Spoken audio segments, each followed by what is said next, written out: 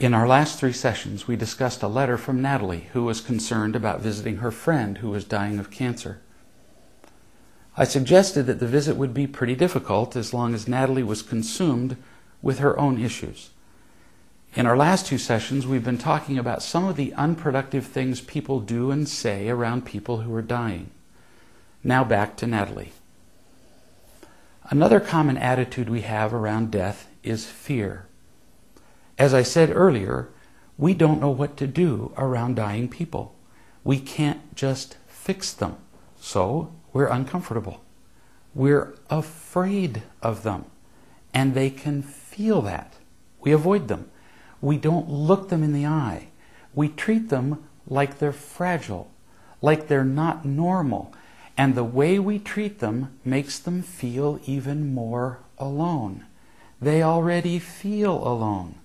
They're sick and dying, which puts them in a category different from everyone else. They know people are not about to start long-term relationships with them. People who trade in imitation love are less likely to invest in them because there is less likely to be a long-term return. So they're more likely to be isolated.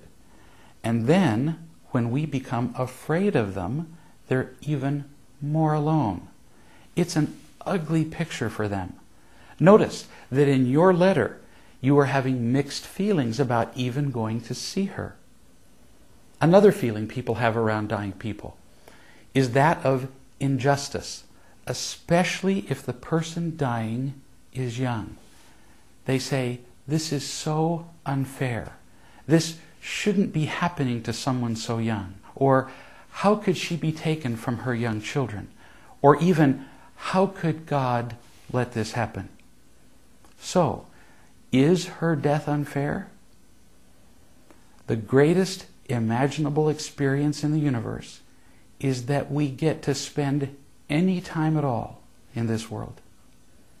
It's a miracle that we get to spend 5 minutes here experiencing the joy of a sunrise, of birds singing, of the smell of hot bread, and, best of all, the unconditional love of another human being.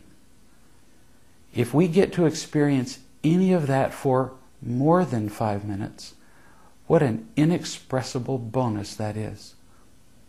Then, at some point, our experience here in this life comes to an end, and we move on. Is that unfair? Ridiculous. Moving on was part of the deal of coming here in the first place. We couldn't experience the joys and the miracles of this life without first accepting the inevitability of the natural conclusion. So there's nothing unfair about death whenever it comes. If you're thinking of taking any sense of unfairness with you as you visit your friend, stay home.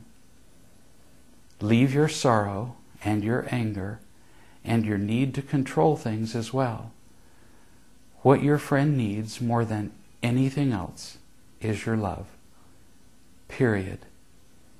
Anything that detracts from that will make your visit miserable for her. She's at a place where only love matters to her, where only love will lift and heal her soul, and you can do that for her. So, exactly what can that look like?